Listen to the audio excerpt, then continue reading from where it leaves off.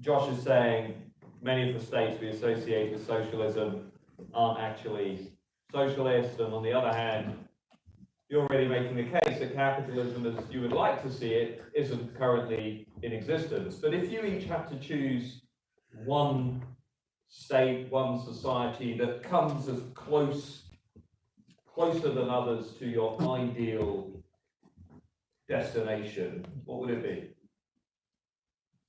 Today or in history? Right now. Right now. This is the advantage of being a chair.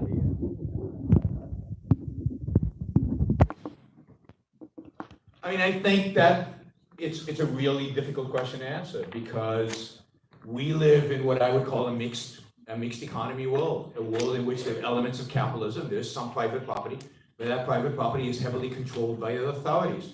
And maybe 20 years ago, I would have said Hong Kong, but given China's takeover of Hong Kong, political takeover of Hong Kong, I hesitate, because what a horrible place China is turning Hong Kong into by bringing in its collectivization, its collective, attitudes, and the inability to speak freely.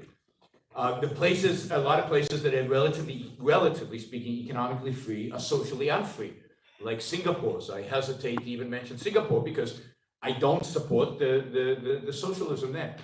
So it's hard. So if I had to pick, right? So I've got in my head the economic freedom index, right? So number 1 and number 2, we've crossed out for China and social freedom.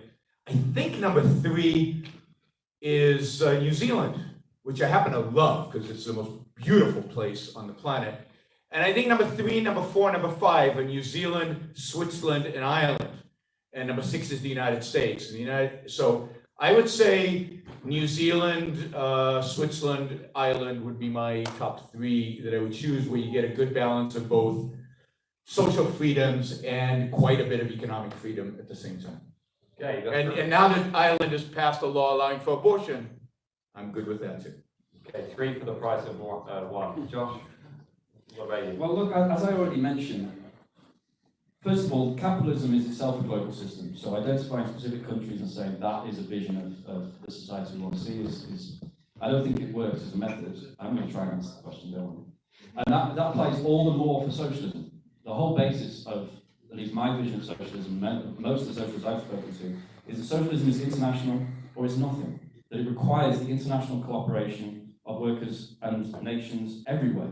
And otherwise, it is simply not going to work. So picking a socialist nation, which often, the kind of socialist revolutions that have taken place in formerly colonially subjugated countries, which have tried to liberate themselves. In order to do that, have then expropriated the factories from often foreign-owned companies, or the mines and so on, and then have had to try and find their own way. Often those regimes have degenerated. Some of them have degenerated extremely quickly, and so would hardly conform to an ideal picture of society, perhaps in anyone's mind. Although one thing they have done, often, they've actually been able to develop the economy, develop literacy and things like that. Often at quite a big cost though.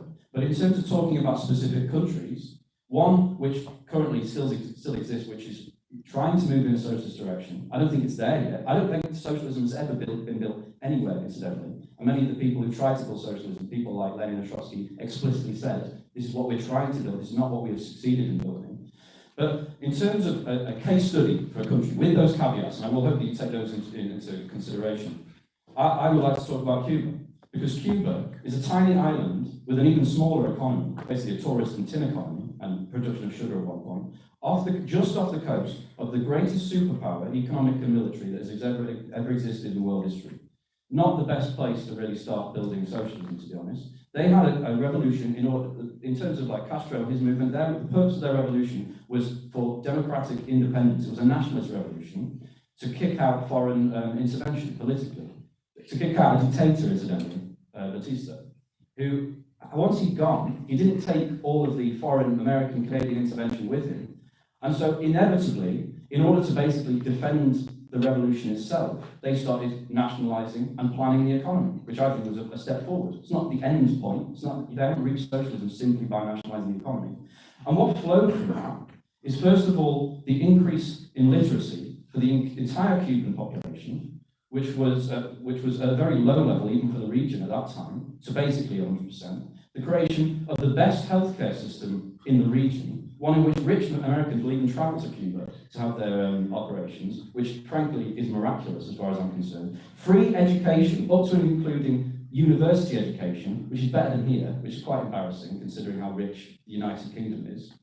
And a political regime which definitely has its problems. And actually, I would say the whole of Cuban society has its problems that needs to be solved. And I would not consider Cuba to be a workers' democracy. But I think we could probably all agree that it was a lot healthier than other regimes that attempted to go in the same direction, such as North Korea. And so I would say that is a good example of what can be achieved on a very limited basis. So just think about what we could achieve on a global basis. Okay, well, we have reading week coming up, so you can choose between Cuba or New Zealand, depending on where you want to go. Really? Do you want I mean, nobody has swum out into the ocean in New Zealand to find freedom, but they certainly have from Cuba. All you have to do is look at population flows, and you can tell which is a good country and which is a bad one.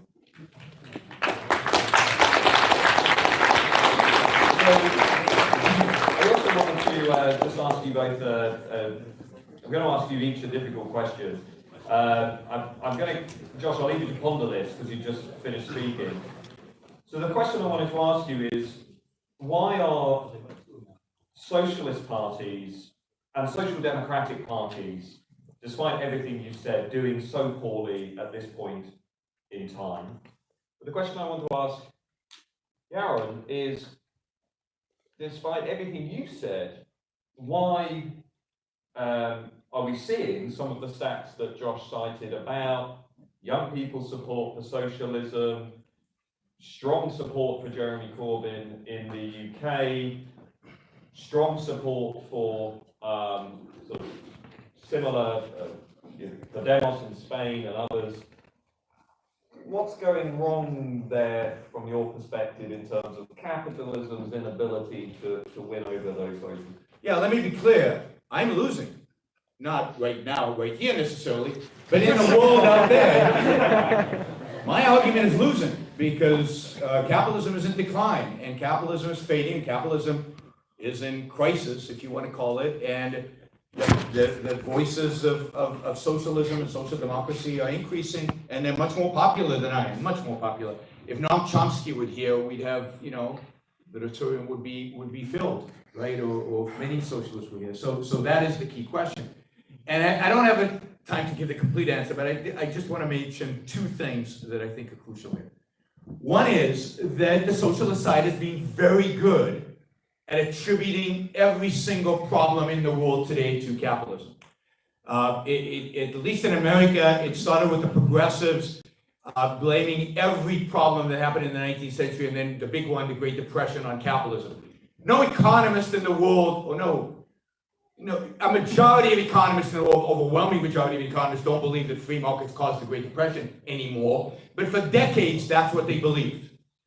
Indeed, right now, most people think, including, I assume, a majority of the audience, think that the 2008 crisis was caused by capitalism, by bankers, by greedy bankers, which is a myth and wrong for a variety. I've given an 8-hour course on the Great Recession and what caused it, so I'm not going to try to recreate it here. It was caused by government policies and central planning and bad incentives and all of that. But in 10 years, most economists will agree with me. I have no doubt about that. But in the meantime, the story that it was caused by free markets is one that permeates society, and the same thing about the Great Depression. You still learn in your school books that the Great Depression was caused by speculation in the stock market. Again, no economist actually believes that anymore. But it takes a while for these things to change. But that just begs the question, in a sense. Why does the other side get away with telling these blatant lies, and it's not corrected, and it keeps sustaining itself?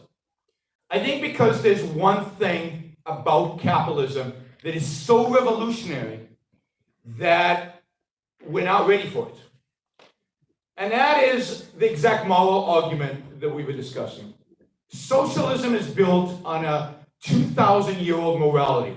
And some of you might think you're on my side will find this objectionable, but it's the fact. I think socialism is just an extension of Christianity. Socialism is built on the idea that the fundamental purpose of an individual's life is to serve others, that the fundamental moral code is a code of altruism. That is, that service to others, sacrifice, selflessness is what's good, what's noble, what's right, what's just. And we all accept that. Culture has accepted that for 2,000 years. It has been unchallenged, except by, I think, 2 philosophers, maybe Spinoza and certainly Ayn Rand, but almost nobody else. Aristotle originally, but he came before Christianity. And so the idea that you as an individual, your happiness as a goal, as an end, as a purpose in life, as a moral purpose in life, is just not being accepted by society. And yet, what is capitalism? And this might play into the other side's hands, but what is capitalism? Capitalism is a system of self-interest. Capitalism is a system of individuals pursuing their self-interest, whether on the production side, the consumption side, the employee side, in every direction. It's about individuals pursuing their self-interest. And we think self-interest is nasty. We think self-interest is immoral. We think self-interest is bad. My mother taught me from when I was this little, be selfless. Don't be selfish. Selfish, oh, that's evil. But the fact is, my life's mine. I care about myself more than I care about you guys.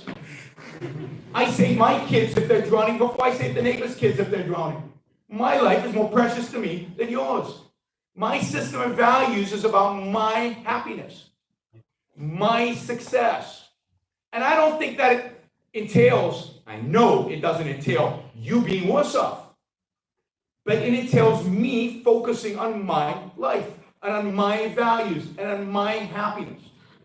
Now that is much more controversial than capitalism, much more questioning the foundational beliefs that we have in our culture. Because socialism is built, again, on everything's collective, everything is you, everything is about you, not about me, not about my happiness, not about my success, not about my prosperity. It's irrelevant. And this is why, when masses of people die under socialism, it's no big deal. It's no big deal.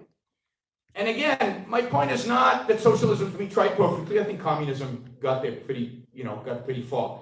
And not that capitalism is being tried perfectly, but again, to the extent that the system's tried, it fails.